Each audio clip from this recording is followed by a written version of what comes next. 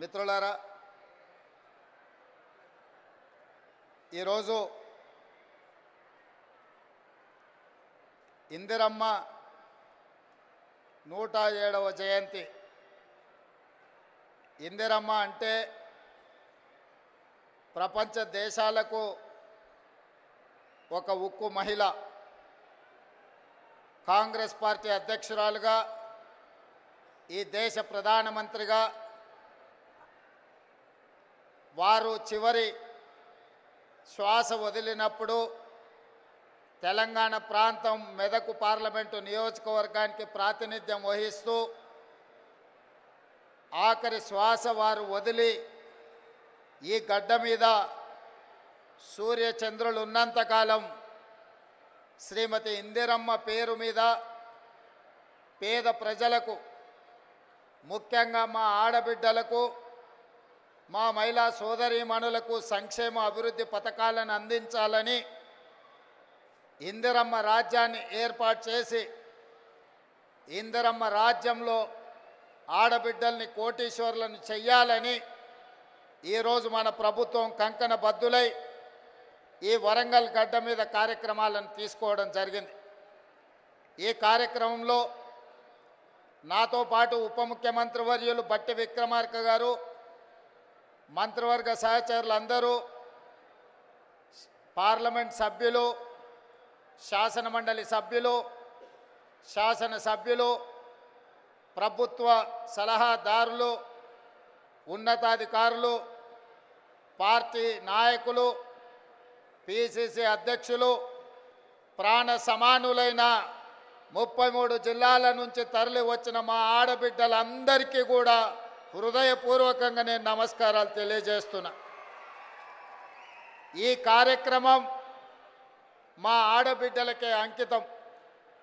ఎందుకంటే ఈనాడు నేను తెలంగాణ రాష్ట్ర ముఖ్యమంత్రిగా అయినా, నేను ఆనాడు కాంగ్రెస్ పార్టీ తెలంగాణ శాఖకు అధ్యక్షుడిని అయినా ఆడబిడ్డల ఆశీర్వాదంతోనే, సోనియమ్మ ఇచ్చిన అవకాశంతో కాంగ్రెస్ పార్టీ అధ్యక్షుడు అవ్వడమే కాదు, వీడికి తరలి వచ్చిన వేలాది మంది ఆడబిడ్డలు గ్రామ గ్రామాన, తండాలలో, గూడాలలో, మారుమూల పల్లెల్లో ఇందిరమ్మ రాజ్యం రావాలి, మీ రేవంత్ అన్న ఈ తెలంగాణ రాష్ట్రానికి ముఖ్యమంత్రి అవ్వాలని మనసు నిండుగా ఆదరించి ఆహ్వానించి మీ భుజాల మీద మోసిండ్రు. కాబట్టి ఈరోజు ఈ వేదిక మీద ఉన్న పెద్దలందరూ నాతో సహా ఈరోజు వివిధ బాధ్యతలను నిర్వహిస్తున్నాం. మరి వివిధ బాధ్యతలను నిర్వహిస్తున్న మేము మీ ఆశీర్వాదంతో అవకాశం వస్తే మీకు కృతజ్ఞత తెలుపుకునే బాధ్యత, ఆడబిడ్డలకు అన్ని అవకాశాలు అందించాల్సిన బాధ్యత ఈరోజు మా పార్టీ మీద, మా ప్రభుత్వం మీద ఉన్నది. అందుకే ఆనాడు 2014 నుంచి 2019 వరకు ఆనాటి ముఖ్యమంత్రి చంద్రశేఖరరావు గారు మంత్రివర్గంలో ఒక్క ఆడబిడ్డ కూడా మంత్రిగా లేకపోయినా 5 సంవత్సరాలు మౌనంగా ఉన్న ఆడబిడ్డలు ఆ తర్వాత ఇచ్చిన తీర్పుతో మొదటి మంత్రివర్గంలోనే మీ అభిమాన నాయకురాలు శ్రీమతి కొండా సురేఖ గారు, మా సోదరీమణి సీతక్కను ఈరోజు మంత్రివర్గంలో ఈ ఓరుగల్లు గడ్డ మీద నుంచే ఈ ఆడబిడ్డలను మంత్రివర్గంలో ప్రముఖ స్థానం ఇచ్చి ఈనాటి ఈ సభా నాయకత్వాన్ని కూడా ఆ ఆడబిడ్డల చేతుల్లోనే పెట్టడం జరిగింది. ఇదే కాదు, వరంగల్ పార్లమెంటు నుంచి కూడా డాక్టర్ కడియం కావ్యను ఈరోజు పార్లమెంటు సభ్యురాలుగా ఈ తెలంగాణ రాష్ట్రం నుంచి పార్లమెంటులో గలం విప్పుతుందంటే ఒక ఆడబిడ్డ ఈరోజు వరంగల్ ప్రాంతం నుంచి పార్లమెంటుకు ప్రాతినిధ్యం వహిస్తుంది.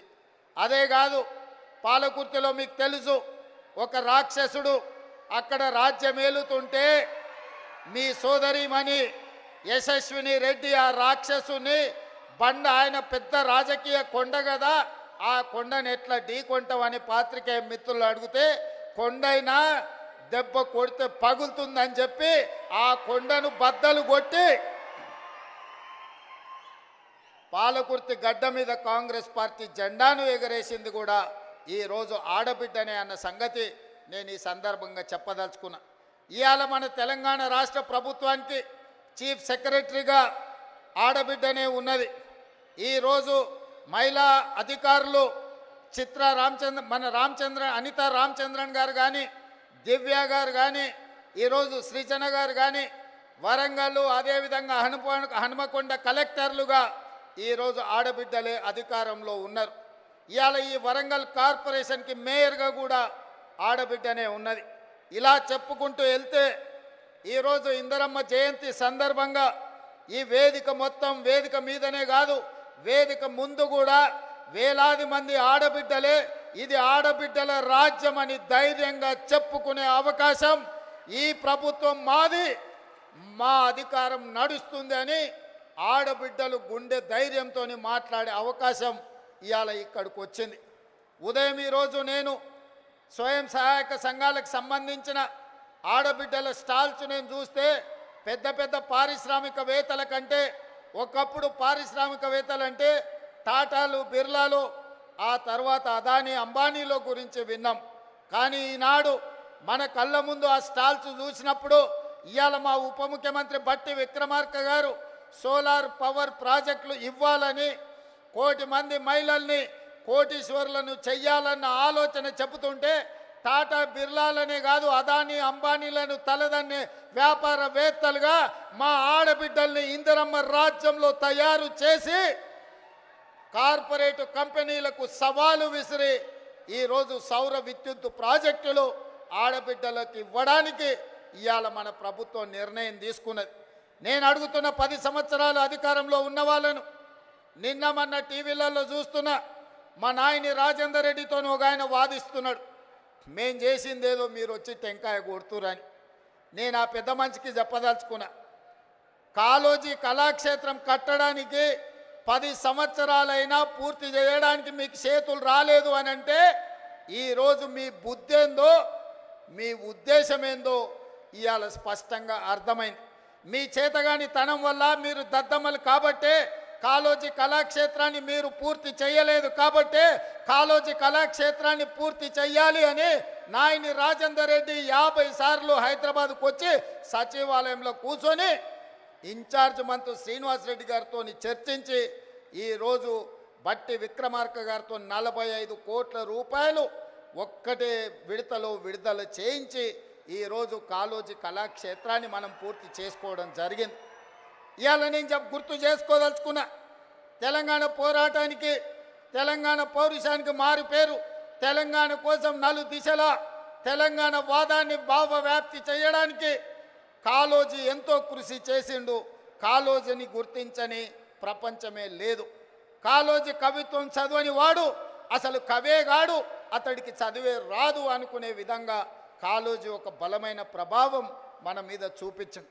అలాంటి కాళోజీ కళాక్షేత్రాన్ని 10 సంవత్సరాలైనా ఆనాటి ప్రభుత్వంలో ఉన్న పెద్దలు పూర్తి చేయకపోతే వచ్చిన తర్వాత నా బాధ్యతగా భావించి ఏ కాళోజీ స్ఫూర్తిగా ఇదే ప్రాంగణంలో రైతు సంఘర్షణ సభను ఏర్పాటు చేసి రైతు డిక్లరేషన్ రాహుల్ గాంధీ గారితో చేపించిన తర్వాత తెలంగాణలో కాంగ్రెస్ పార్టీ స్థితిగతులు మారినాయి. అందుకే ఈ కాళోజీ గడ్డ మీద నుంచి, ఈ ఓరుగల్లు పోరాటం నుంచి ఈనాడు తెలంగాణ రాష్ట్రంలో ప్రభుత్వం ఏర్పాటు చేసినాం. మరి అలాంటి ఈ గడ్డ మీద కాళోజీ కళాక్షేత్రం వాయిదాలు పడుతూ ఉంటే చూస్తూ ఊరుకుందామా? ఏది ఏమైనా ఎంత ఖర్చైనా కాళోజీ కళాక్షేత్రాన్ని పూర్తి చెయ్యాలన్న పట్టుదలతోటి ఇవాళ కాళోజీ కళాక్షేత్రాన్ని పూర్తి చేసుకొని ఇందిరమ్మ జయంతి నాడు ఈరోజు మనం ప్రారంభించుకున్నాం. మీరు చేయాలన్న ఆలోచన చేయలే. కనీసం చేసిన వాళ్ళను అభినందించడానికి మీ అధినేతలకు ఒకవేళ అభ్యంతరం ఉంటే మీరు నోరు మూసుకొనైనా ఉండండి తప్ప చేసే వాళ్ళ కాళ్ళల్లో కట్టబెట్టాలన్న ఆలోచన చెయ్యకండి. వచ్చేసారి డిపాజిట్లు కూడా దక్కవు అని చెప్పి నేను వాళ్ళకి చెప్పదలుచుకున్నా.